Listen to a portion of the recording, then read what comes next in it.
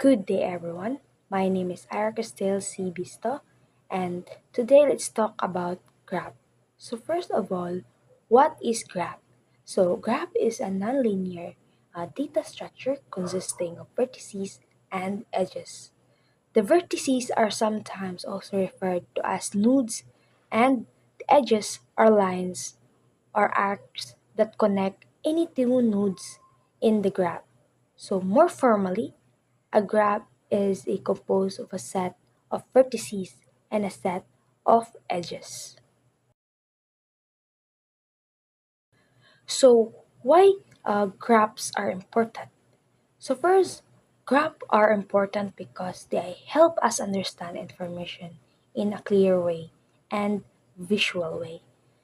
Graph make data easy to understand because they organize information into points and lines. Graph also show relationship and connection between different objects.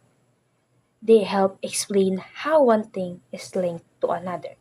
And lastly, graph also help in decision making by giving clear information when people can see all possible connection.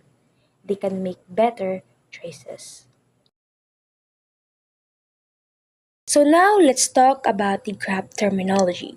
So understanding graph terms help us read and create graph correctly. So we have six types of graph terms.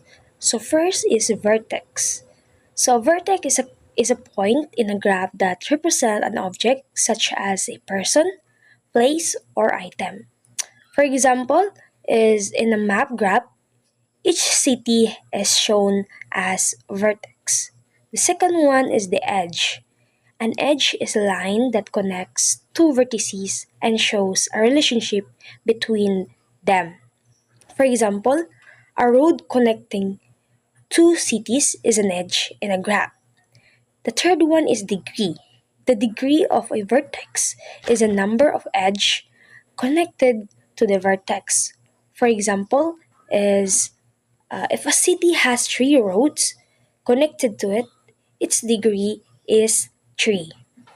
The fourth one is path. A path is a sequence of vertices connected by edges that allows you to move from city A to city C through city B is a path. The fifth one is the directed graph. So a directed graph is has a edge with arrows that shows directions from one vertex to another. For example, following someone on social media is a directed graph because the connection goes one way. And lastly, and the sixth one is the undirected graph. So an undirected graph has edges without arrows. For example, is friendship between two people is an undirected graph because both are connected to each other. So the next one is the type of graphs. So there are four types of graph, which is undirected graph, directed graph, weighted graph, and unweighted graph. The undirected graph has edges with no direction, meaning the connection goes both ways. So if one point is connected to another, they are connected to each other equally. So for example, sa friendship, undirect graph siya kay if example si Ira is friend ako, then ako myself also friend of Ira pod. Then directed graph or digraph.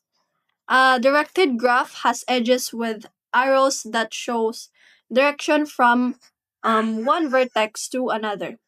The connection goes one only way unless there is another arrow going back. So, sa social media, following, if kanang follow ninyo, if nag-follow ka sa celebrity, it doesn't mean that celebrity follow you back. Kay, unless, follow siya sa imo ha.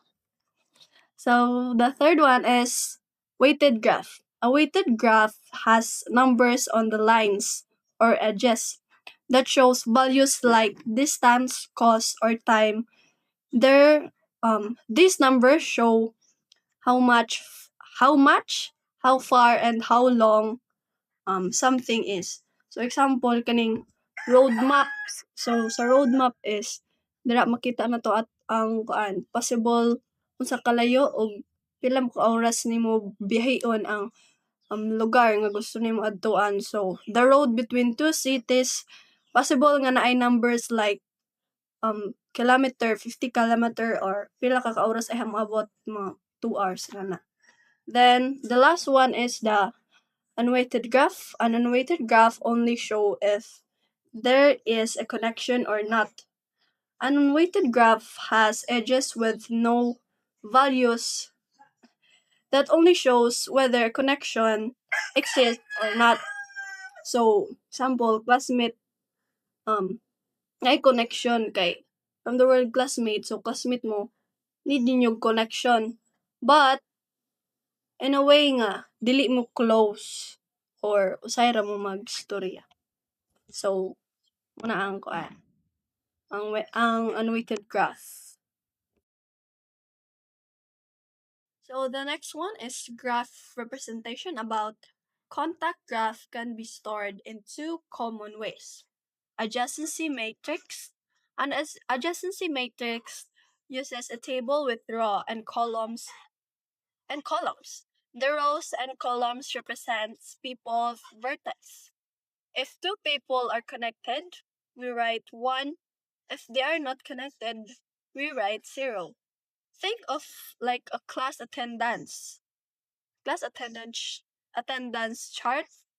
So if you look at the table to see if person A and is connected to person B. So the advantage of this adjacency matrix is it is very easy and fast to check if two people are connected, and the disadvantage of this is it uses a lot of memory, especially when there are many people. Kay if daghan ang records or ang list, syempre dapat imong timan-an ang pinakauna nga katong si A ug si B. Tapos timan-an nimo kung connected ba si A ug B. Tapos si C ug D na pod, and so on. Dapat timan-an gud nimo siya. That's why it uses a lot of memory. And then second one is the adjacency list. It store each vertex with a list of its connected vertex. Each person has a list of people they are connected to. Only actual connection are stored. So example, sa phone contacts nimo, it shows only the people you know, not everyone in the world. Okay? If di ba maglist kag numbers or names sa contact, syempre imuha yung kailangang ibutang kay unsa man nimo pagkuha mga number or name sa kung tanan nimo ibutang. And the advantage of the adjacency list is it uses less memory, faster for large graph. And the disadvantage is checking if two people are connected can take more time. Kay isa-isahon pa nimo if connected ba silang duha. So the important note lang ani sa adjacency list is kuan siya. Save memory and work well for big graph.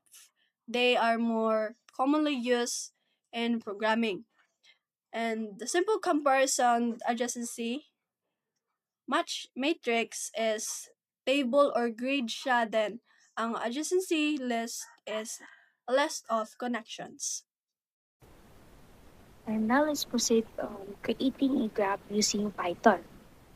So here we have a Python code example using the adjacency matrix code. So here, at the first part of the code, it creates a list of vertices named A, B, C, and D. So these vertices represent the points or nodes in the graph. And then Second part, create the adjacency matrix, which is a table made of rows and columns. So, ayun, each row ani or each column is represent a vertex, and the numbers show it if two vertices are connected. So, in the matrix, one means there is a connection between two vertices. Then 0 means there is no connection. So for example, dani sa row nga 0, 1, 1, 0. So for vertex A means that A is connected to B and C but not connected to D. So the metric is symmetric, which means the graph is undirected. So pasabot, connections go both ways. Then the last part of the code prints the word adjacency matrix and then display each row of the matrix. This allows us to clearly see all the connections in the graph. So mao din ni nga result dayan. And the next one is the Python code example using the adjacency list. So an adjacency list works by keeping a list for each vertex in the graph. So each list shows which other vertices are directly connected to that vertex. So first, every vertex is stored as key, like a name. And then next to it is we store a list of its neighbors or connected vertices. For example, ani is if vertex A has a list B and C, it means E is directly connected to B and C. So same ra gyapon siya ditong nauna, but different procedure. Then so this is like writing down a friend list for each person to show who they are connected to. Then, at the left side, mo din ni siya ang result if we're going to run the code. So, that will be all for our report about graph.